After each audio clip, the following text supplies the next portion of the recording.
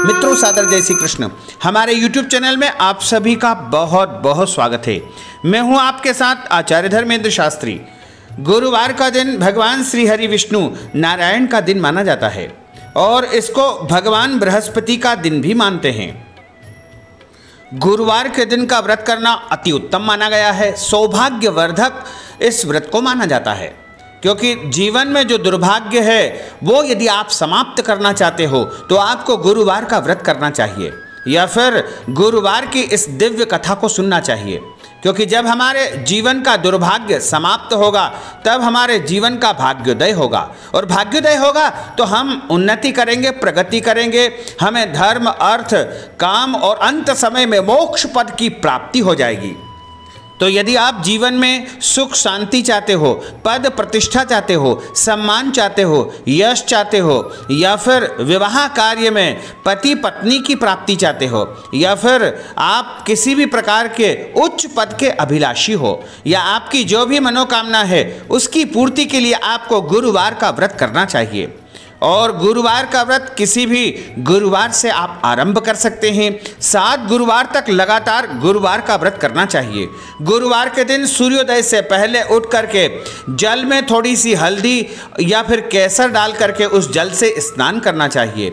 उसके बाद पीले वस्त्र धारण करना चाहिए। यदि संपूर्ण पीले वस्त्र आप धारण नहीं कर सकते हैं तो कोई भी एक कपड़ा पीला पहन ले, या फिर एक पीले रंग का रुमाल भी अपने साथ आप रख सकते हैं।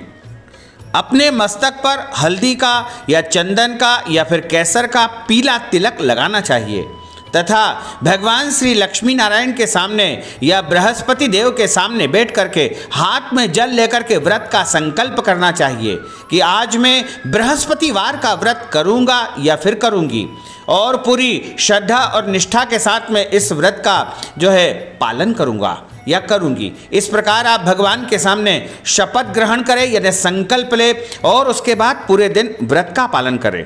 ध्यान रखें कि इस दिन आपको पीले फल, पीले फूल इत्यादि का ही पूजा में उपयोग करना चाहिए। तो सुबह पहले भगवान लक्ष्मी नारायण का पूजन और भगवान गुरुदेव बृहस्पति का पूजन करना चाहिए। इनको हल्दी या फिर पीला चंदन या केसर का तिलक लगा करके पीले फूल चढ़ाएं, पीले वस्त्र चढ़ाएं, और पीले फल, पीली मिठाई और चने की दाल चढ़ाना चाहिए। इसी के साथ केले के पेड़ का भी इस दिन पूजन करना चाहिए।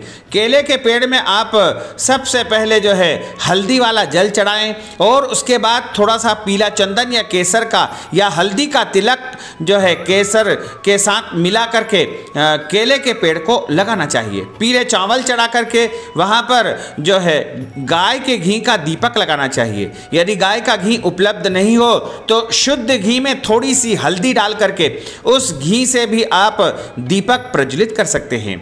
इसके बाद पूजन पाठ संपन्न करें, और ध्यान रखें कि इस दिन केले का फल बिल्कुल नहीं खाना चाहिए। जो भी व्रत करता है गुरुवार का, उनको केले का फल का उपयोग खाने में नहीं करना चाहिए, पूजन पाठ में करना चाहिए। और जो भी वस्तुएं चढ़ाई जाती है उनको दान करना चाहिए, यानी घर में उपयोग नहीं करना चाहिए। तथा जो भी व्रत करते हैं, उपवास करते हैं गुरुवार का, उनको गुरुवार की कथा भी सुनना चाहिए। यदि गुरुवार की कथा श्रवण नहीं करेंगे तो इस व्रत का संपूर्ण फल प्राप्त नहीं हो पाएगा। इसलिए आपको इस बात का भी ध्यान रखना है। इस दिन सिर्फ एक बार बिना नमक का पीले रंग का भोजन ग्रहण करना चाहिए। चने की दाल का प्रयोग इसमें उत्तम माना जाता है। बृहस्पतिवार की कथा सुबह भी सुनना चाहिए तथा शाम के समय भी यदि समय हो तो सुनना चाहिए। और इस व्रत को करने से गुरु ग्रह से संबंधित सारे दोष नष्ट हो जाते हैं और अपने बड़े लोगों की कृपा बनी रहती है। इस दिन कपड़े धोना या फिर दाढ़ी बनवाना या फिर बाल कटवाना या शेविंग कटिंग करवाना वर्जित माना जाता है, अन्यथा आपका व्रत भंग हो जाएगा। यदि आप गुरुवार का व्रत करते हैं तो पति पत्नी को एक दूसरे से दूरी बना करके रखना चाहिए, यानी ब्रह्मचर्य का पालन भी इस दिन अनिवार्य रूप से करना चाहिए। बृहस्पतिवार के दिन किसी भी साधु सन्यासी, बड़े बुजुर्ग, दीन दुखी लोगों का मजाक नहीं उड़ाना चाहिए, न ही उनकी उपेक्षा करना चाहिए। उनकी सेवा करके पुण्य कमाना चाहिए। साथ ही ऐसे कर्म करना चाहिए जिससे गुरु ग्रह बृहस्पति का कोप का भाजन आपको नहीं बनना पड़े, यानी बृहस्पति आपसे प्रसन्न रहे। गुरुवार का यदि आप व्रत करते हैं तो उस दिन गुस्सा नहीं करना चाहिए, साथ ही दया का भाव मन में रखना चाहिए और सभी के प्रति प्रेम और सद्भावना का जो है स्वभाव अपने को रखना होगा। इस व्रत के विषय में बताया है कि बृहस्पति की उपासना ज्ञान, सौभाग्य व सुख देने वाली मानी गई है। दरअसल गुरु ज्ञान व विद्या के रास्ते तन, मन व भौतिक सुखों को मुक्त करके जीवन को जो है आगे बढ़ाने में मदद करते हैं। यानी भौतिक जितने भी दुख होते हैं उन सब का निवारण बृहस्पति देव करते हैं। जिस पर चल रहा कोई भी इंसान मन चाहे सुखों को प्राप्त कर सकता है। सनातन धर्म में शास्त्रों में कामना विशेष को पूरा करने के लिए इस व्रत को बताया है। इस व्रत को करने से सौभाग्य व मन चाहे फल की प्राप्ति होती है।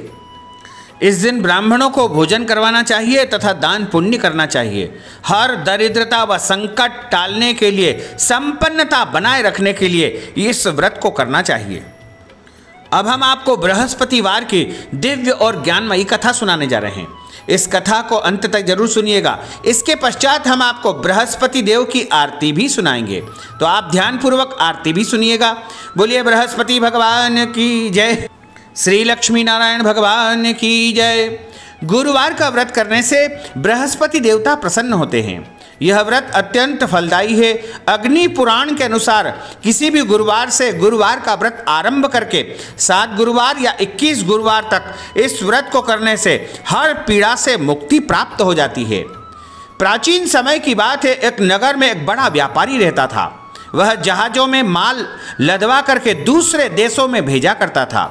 वह जिस प्रकार अधिक धन कमाता था उसी प्रकार जी खोल करके मन से पूरी श्रद्धा के साथ में दान पुण्य भी करता था। उसी प्रकार जो है उसकी आदत हो गई थी दान धर्म करने की, परंतु उसकी पत्नी अत्यंत कंजूस थी। वह किसी को एक दमड़ी भी नहीं देती थी। एक बार सेठ जब दूसरे देश में व्यापार करने गया तो पीछे से बृहस्पति देव ने साधु वेश में उसकी पत्नी से आकर के भिक्षा मांगी। व्यापारी की पत्नी बृहस्पति देव से बोली, हे साधु महाराज, मैं इस दान और पुण्य से तंग आ गई हूँ। आप कोई ऐसा उपाय बताए जिससे मेरा सारा धन नष्ट हो जाए और मैं आराम से रह सकूं, क्योंकि बाबा मैं यह अपने धन को दान पुण्य में लुटता हुआ नहीं देख सकती हूँ। बृहस्पति देव ने कहा कि हे देवी, तुम बड़ी विचित्र हो। संतान और धन से कोई दुखी नहीं होता है। अगर अधिक धन है तो इसे शुभ कार्यों में लगाओ, कुंवारी कन्या का विवाह करवाओ, विद्यालय का निर्माण करवाओ, बाग बगीचे का निर्माण करवाओ। ऐसे पुण्य कार्य करने से तुम्हारा लोक परलोक सार्थक हो सकता है। परंतु साधु की इन बातों से व्यापारी की पत्नी को खुशी नहीं हुई।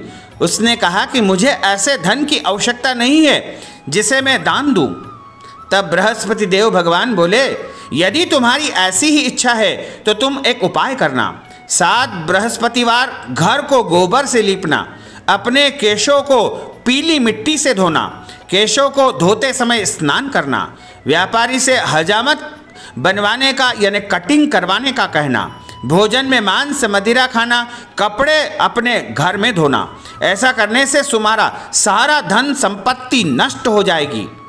इतना कहकर बृहस्पति देव वहां से अंतर्ध्यान हो गए।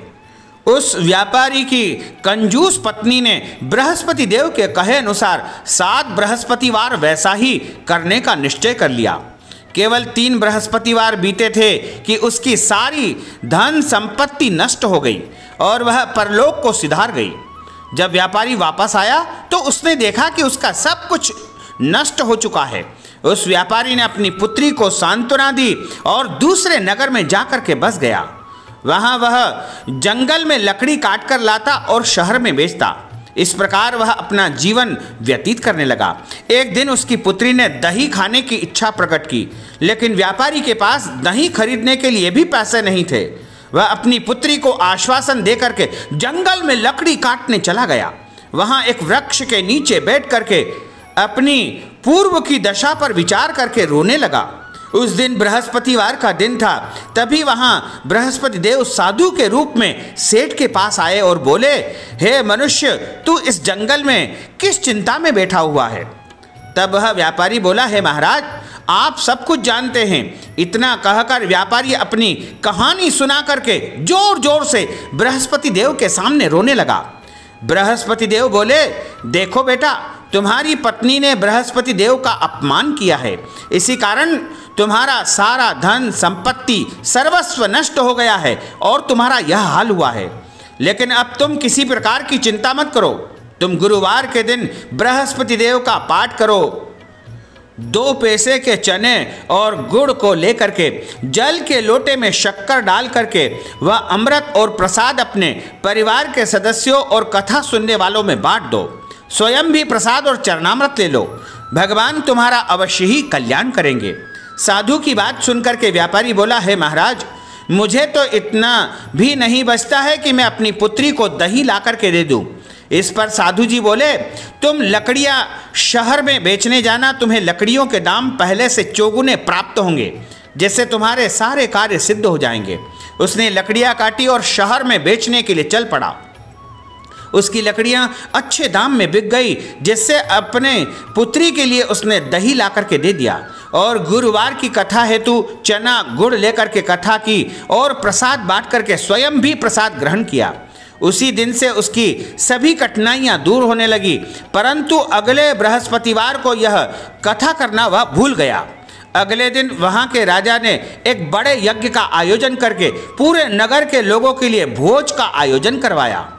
राजा की आज्ञा के अनुसार पूरा नगर राजा के महल में भोज करने गया, लेकिन व्यापारी व उसकी पुत्री तनिक विलंब से पहुंचे, अतः दोनों को राजा ने महल में ले जाकर के भोजन कराया। जब वे दोनों लौट कर आए, तब रानी ने देखा कि उसका जो हार खूंटी पर टंगा हुआ था वह अचानक गायब हो गया। रानी को व्यापारी और उसकी पुत्री पर संदेह हुआ और उसका हार उन दोनों ने ही चुराया है, ऐसा विचार आने लगा। राजा की आज्ञा से उस व्यापारी की बेटी को और उस व्यापारी दोनों को जो है कैद कर दिया गया, कारावास में बंद कर दिया गया। कैद में पड़कर दोनों अत्यंत दुखी हो गए। वहां उन्होंने बृहस्पति देव का स्मरण किया। बृहस्पति देव ने प्रकट होकर उस व्यापारी को उसकी भूल का आभास कराया और उन्हें सलाह दी कि गुरुवार के दिन कैद खाने के दरवाजे पर तुम्हें 2 पैसे मिलेंगे। उनसे तुम चने और मनुक्का मंगवा करके विधि पूर्वक बृहस्पति देव की पूजा करना, तुम्हारे सब दुख दूर हो जाएंगे। बृहस्पतिवार को कैद खाने के द्वार पर उन्हें 2 पैसे मिले। बाहर सड़क पर एक स्त्री जा रही थी। व्यापारी ने उसे बुला करके गुड़ और चने लाने को कहा। इस पर वह स्त्री बोली कि मैं अपनी बहू के लिए गहने लेने जा रही हूँ, मेरे पास समय नहीं है। इतना कहकर वहाँ से वो चली गई। थोड़ी देर के बाद वहाँ से एक और स्त्री निकली। व्यापारी ने उसे बुला करके कहा कि हे बहन, मुझे बृहस्पतिवार की कथा करनी है, तुम मुझे 2 पैसे के गुड़ और चना ला करके दे दो। बृहस्पति देव का नाम सुनकर वह स्त्री बोली, भाई मैं तुम्हें अभी गुड़ चना लाकर देती हूँ। मेरा इकलौता पुत्र मर गया है, मैं उसके लिए कफन लेने जा रही थी, लेकिन मैं पहले तुम्हारा काम करूँगी, उसके बाद अपने पुत्र के लिए कफन लेकर आऊँगी। वह स्त्री बाजार में व्यापारी के लिए गुड़ चना लेने आई और स्वयं भी बृहस्पति देव की कथा सुनी। कथा के समाप्त होने पर वह स्त्री कफन लेकर के अपने घर गई।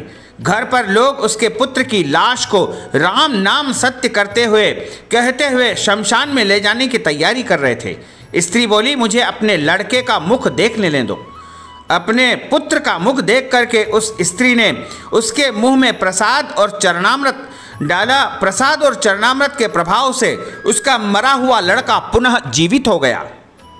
पहली स्त्री जिसने बृहस्पति देव का निरादर किया था, वह जब अपने पुत्र के विवाह हेतु पुत्र वधू के लिए गहने लेकर लौटी, तो जैसे ही उसका पुत्र घोड़ी पर बैठ करके निकला, वैसे ही घोड़ी ने ऐसी उछाल मारी कि वह घोड़ी से गिर करके मर गया। यह देख करके स्त्री जोर जोर से रोने लगी और बृहस्पति भगवान से क्षमा याचना करने लगी। उस स्त्री की याचना से बृहस्पति देव साधु के वेश में वहां पहुंचकर कहने लगे, हे देवी, तुम्हें अधिक विलाप करने की आवश्यकता नहीं है। यह बृहस्पति देव का अनादर करने के कारण ही हुआ है।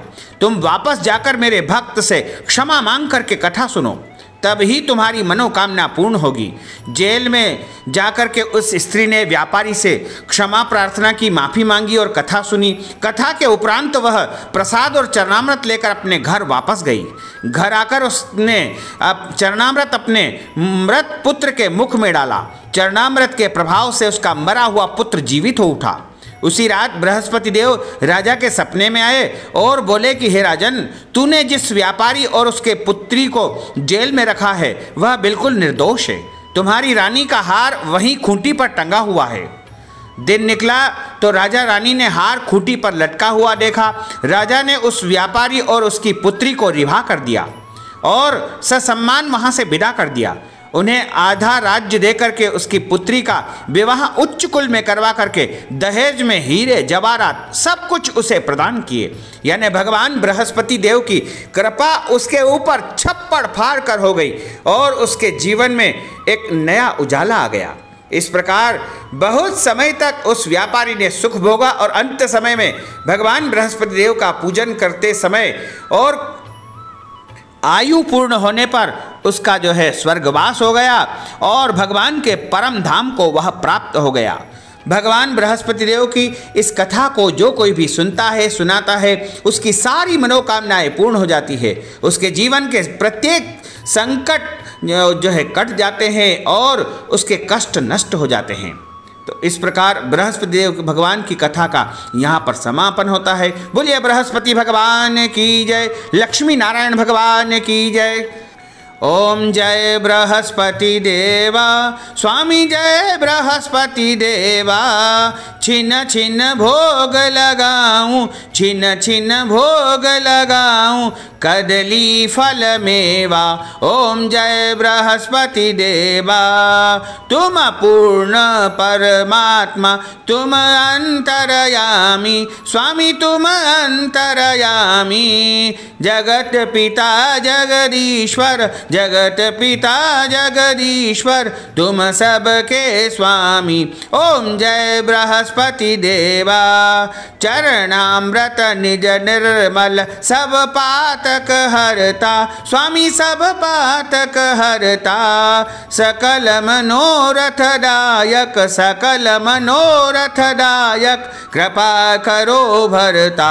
ओम जय बृहस्पति देवा। तन मन धन अर्पण कर, जो जन शरण पड़े, स्वामी जो जन शरण पड़े।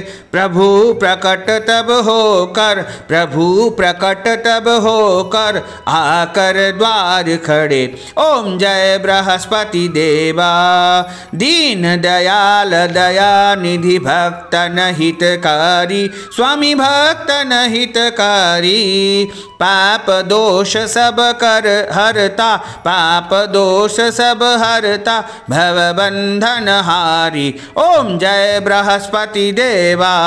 सकल मनोरथ दायक, सब संशय तारो, स्वामी सब संशय तारो। विषय विकार मिटावो, विषय विकार मिटावो, संतन सुखकारी।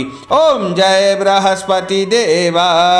जो कोई आरती तेरी प्रेम सहित गावे, स्वामी प्रेम सहित गावे।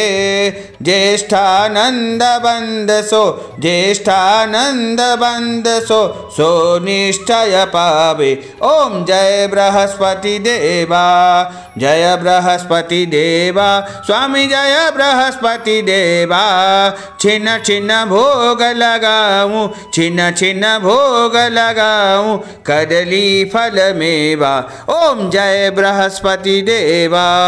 बोलिए बृहस्पति भगवान की जय, लक्ष्मी नारायण भगवान की जय, श्री वृंदावन बिहारी लाल की जय, गोपाल कृष्ण भगवान की जय। धर्म की जय हो, अधर्म का नाश हो, प्राणियों में सद्भावना हो, विश्व का कल्याण हो। सनातन धर्म की जय हो, गौ माता की जय हो, नगर बस्ती की जय हो, आज के आनंद की जय हो। ओम नमः पार्वती पतये, हर हर महादेव हर। तो भक्तजनों, हमने जो ज्ञानवर्धक कथा आपको सुनाई है उसको आप अधिक से अधिक लोगों को शेयर करिएगा, लाइक करिएगा, कमेंट करिएगा, और यदि अभी तक आपने सब्सक्राइब नहीं किया है तो अभी और इसी समय सब्सक्राइब अवश्य कर लीजिए। आपको और आपके पूरे परिवार को सादर जय श्री कृष्ण, सादर धन्यवाद।